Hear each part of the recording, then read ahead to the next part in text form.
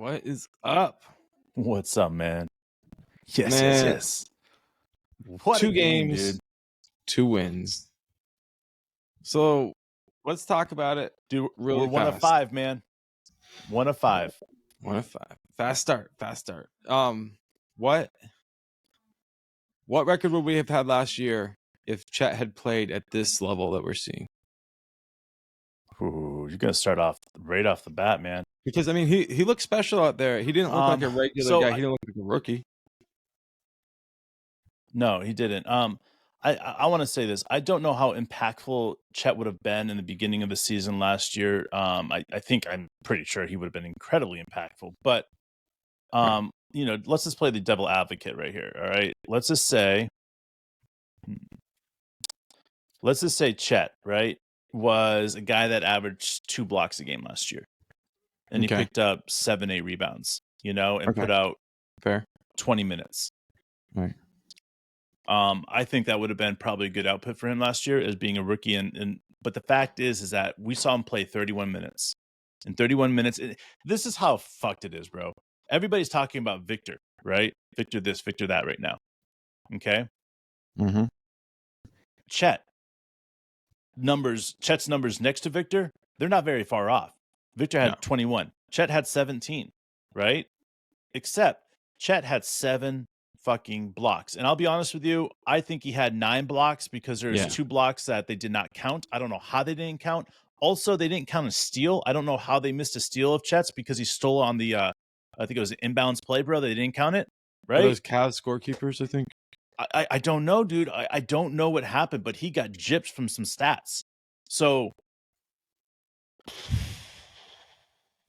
I feel bad for him, but on the same sense, he's going to have to earn that. So when it's all said and done, Chet's stats were amazing. 13 rebounds, 2 assists, 1 steal. Game changer in every sense of the way. Yeah, I mean, like that's what looking at say, 17 points. That's not 21. That's not 25. That's not 34. But at the same time, they couldn't drive to the hole. Like we went on a 13-0 run, and the reason we went on a 13-0 run is because they couldn't get to the hole. Yeah, like Dort and Kaysen were just going back and forth against Donovan Mitchell and just hitting him. And then even Mitchell gets to the lane in the very last shot they get, right? He hits up against Dort because he couldn't go any further because Chet was down there. Right. So he had to pull up against a bad shot against Dort. That's how much he's impacting everything right now. And that's why it's so exciting to me. Like you can chalk it up as anything else that you want to, but when push comes to shove, Chet putting him in that offense, putting him in that defense changes everything. Yeah, I mean, you got to look at it and say, with that type of impact. Back to your question, how many more wins? I say we win 8 more wins, 7 more wins than we did this year. So I think we go 48 wins total. Okay, but let's just talk about this game. Like down the stretch, we're down 10, 12 in the fourth quarter. Yeah. And Chet blocks that shot on Mobley when we're down 6, comes down and hits a 3. I mean, I get what you're saying, but I also look at it and I'm like, we could be surprisingly way better than just 7 more wins better with Chet. Like he could be that big of an impact player down the stretch, where it impacts close games by 7 points instead of because all we needed was 3 or 4 points, and then we're at 50 wins, per game. If we had 7 extra points per game, we might be at 60. My point is, Chet is a game changer. Forget his rookie, forget everything. If you added a game changer, which we just did to this year's team, right now, all of a sudden you have to build on what we did last year. Shai's a better player. Giddey has obviously improved, although some people, they started out being really down on him last year. Don't forget that. There was a lot of naysayers last year at the beginning of the year. They all shut up and went away. You're right, man. But they do talk when Giddey starts slow. Who cares? Giddey is a team player first, and he understands what that means. Always, dude. Right? J-Dub, slow start, but we all had confidence in J-Dub. Shout out Unk. And we were sure that J-Dub was going to come through, and he made the biggest plays of the game for us. Him and Chet did. Think about that, Dave. The biggest plays of the game came from the first and second year guys, and then all Shai did was close. All Shai did was close. I mean, this is incredible, dude. We have a 60-win team on our hands, guys. I know people are still looking, and they're not sure if they want to give him 50, but we have a 60-win team on our hands, guys, right now. I want to say Shai was the most impressive thing that I saw all night. All right. His 34 points came with only 2 free throws, which came, I think, like 6 seconds or 4 seconds left in the game. That was work. Think about that. A lot of people said that Shai would never be able to average 30 points a game with, not getting 10 free throws, getting to the line 5 times or, whatever. But he can. And he showed it. Like, he was having trouble scoring for a very short amount of time, but he shot 24 shots, man. That's what you need from your shooting guard out there. You need that type of mentality. There was times that we're like, I want to say there was a few moments, right, where we had some players that were just trying to do too much out there, right? But what happened is that it was them trying to do too much and not working within the system.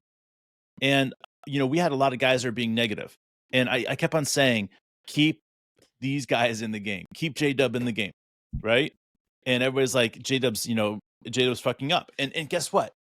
And on their defense, J-Dub was fucking up.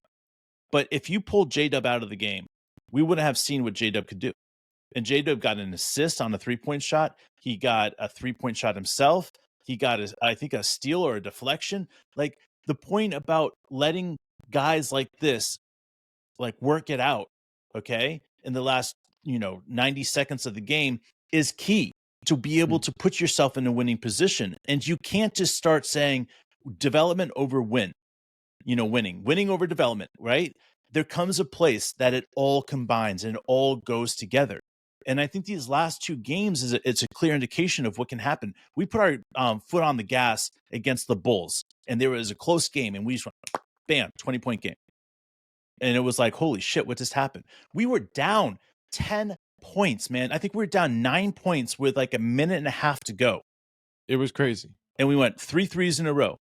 Bam, bam, bam, bam. And it was like, what the fuck just happened? Like, we were freaking out, dude. That's how good it can be in that quick. And that's what's different, man. Like, we don't need, Isaiah Joe shooting threes. We don't need anybody else that's not on the floor. That's what's crazy. We had Chet hit a 3. J-Dub hit a 3. Shai hit a couple threes at the end. Like, it went from nothing to 120. And it's all because of the way that Coach D coaches his team. If you look at the way that he coached his team when wins didn't matter, like, it didn't matter if we got wins because we're in the rebuild stage, right? But Coach D goes out there and he coaches these guys every single game to the very last second. And he makes them believe what's happening.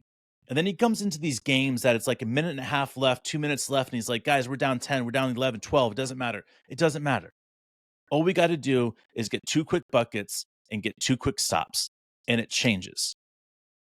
And that's exactly what happened, man. And it was so quick. It was like, boom, 6 points. And it's like, holy cow, can we really do this? Can we do this? And then all of a sudden, what happens? Chet hits that 3 at the top of the key. Now it's a 3-point game. And then we get a steal. And then Shai hits that 3. Tie game. Yeah, I mean, it was over. Dude, no doubt. Like, they couldn't do anything.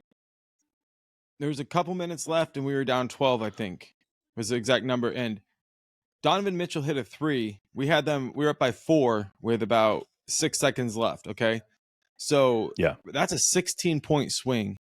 And even he hits a 3, cuts it to 1, but it doesn't matter because that's how you play a team properly, where like they can hit the 3 and you still ice the game because they're out of timeouts. You hit both of your free throws, and now the best they can do is heave a half-court shot to tie it. That's a proper strangulation of a team. You know what I mean? Yeah, it's just it's a defensive blitz followed by we're going to hit you really hard in that fourth quarter, so we're just going to keep afloat. Like sometimes that's what I felt like our offense was doing. We're efficient. We're still incredibly efficient, but it was like we're floating because I kept on saying to myself, it's like, I cannot wait until Coach D has the right lineup in that fourth quarter. because it's going to happen. He's going to find that right lineup in that fourth quarter. When he does, it's going to go click. And it did. And it was Shai leading the way, yes, but it wasn't just Shai. Like last year, in order for us to win a game like this, we would have had Shai just take over and score the 13 points right in a row. What up, Milani? Right? What up, George? But we had Shai, we had J-Dub, we had Chet, we had Dort. We had all these guys just out there hitting big shot after big shot. And you had Josh Giddey finding these guys, man. It was just a beautiful mix of just everything you want to see in a game, especially when you're down by so much with 2 minutes left in the game. It's mind-boggling. There's a lot to say about the team defense, but we've talked a lot about individual defense. Chet had 7 blocks, but Shai, George says, had 5 steals. And obviously that 1 block. Individual defensive efforts out the ass. So what's different, man? I mean, you look at this team. I still think that you have Cason Wallace out there. He's still perfect from 3-point range in 2 games, guys. Like, it's insane. Like, every single player is developing so quickly in such a rapid rate. It's embarrassing to the rest of the league, because you look at some of these guys and you're like, damn, if this guy develops, and he could be good in a couple of years, and then you realize that he's out of his rookie contract, and you're like, man, do we have a couple years to develop a player that's been in for 4 years? No. Well, you look at the Thunder, and they're developing these players in 1-2 years in a time period of, I would say, 18 months, and getting them ready. Like the first 6 months is a little bit rough. The next 6 months is learning your spot, and the next 6 months is dominating. And we see that next 6 months and really the end of that the first season. And to me, that's what it's powerful, because if you're seeing guys like Cason Wallace do so well in the beginning of the season, that this development is going to continue. That the development of Chet is going to continue. Like I told you, when we got Chet, I said we're going to see Chet have like multiple games where he blocks like 7, 8, 9, 10 blocks a game. Like it's just going to happen this rookie season. And again, last night, that's no exception, man. I mean, truly no exception. Like, really, guys, look at it. Go look at the plays. He has 9 blocks that I can count.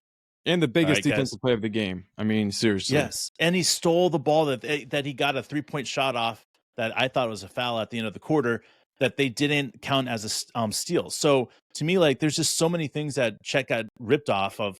And I think this just goes back to the NBA wanting a French player to get the Rookie of the Year. Start it now, bro. Let's talk about our 2 guys, first guys off the bench. One of them is a French player. He's not a rookie, but we're talking about Cason Wallace and Ousmane Dieng. Okay, 19 Love it, dude. And 20 years old, and these guys are the first guys off the bench for us, and they really are not letting us down. I know that they're not going to have like every game be perfect, but in the end, what we are getting from them and what Coach Daigneault is doing, you said it last episode, and I just want to echo it. You said, with the past teams of the Thunder, Coach Daigneault is the coach that we wish we had. Like, you look around the league and you see young, good coaches that were doing a great job, and we were always stuck with the coaches we had. And here we are. We have the best young coach in the league. Yeah, and I mean, not just one of the best young coaches in the league, but you got to say is there's a reason why other NBA coaches voted him as the most likely to win Coach of the Year this year. I mean, it just like let that sit for a second. Let that soak for a minute, guys. Coach D was voted on by other coaches as most likely to win Coach of the Year. That tells me everything I need to know about him, is that the league already respects him. Because if he's already, getting this respect from the rest of the league, from the coaches, then it's just a matter of time before the writers see it too. And that's the type of coach we need on this team. Like a coach that can develop himself as a coach as these players are developing as well. It's brilliant. Absolutely. And this is what brings us back to Mwani.